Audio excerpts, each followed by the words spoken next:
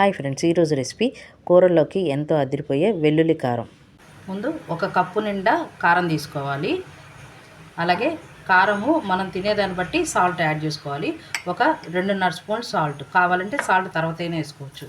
చిన్నులపాయలు ఒక 3 పాయలు చిన్నులపాయ రెబ్బలు ఇలా తీసుకొని పెట్టుకోవాలి. 2 స్పూన్ల జీలకర్ర. ఇప్పుడు ఒక మిక్సీ జార్ తీసుకొని శుభ్రంగా తుడుచుకోండి, పొడిగా ఉండేటట్టు చూసుకొని. ఇప్పుడు దీంట్లో కప్పు నిండా కారం, సాల్ట్, చిన్నులపాయలు, జీలకర్ర. చిన్నులపాయలకి మనం పైన పొట్టు తీపైనా పర్వాలేదు, మనం కారం పొడి కారం చేసుకుంటున్నాం కాబట్టి సరిపోతుంది. మిక్సీ వేసుకుందాం. ఇప్పుడు కారం చిన్నులపాయలన్నీ బాగా నలిగిపోయినాయి. మరీ ఎక్కువ మెత్తగా వేసుకోవాల్సిన అవసరం లేదు, లైట్గా 2 తిప్పులు తిప్పితే సరిపోతుంది అన్నమాట. ఇది మనకి కూరల్లోకైనా ఫ్రైలోకైనా ఈ చిన్నులపాయ కారం చాలా చాలా బాగుంటుంది.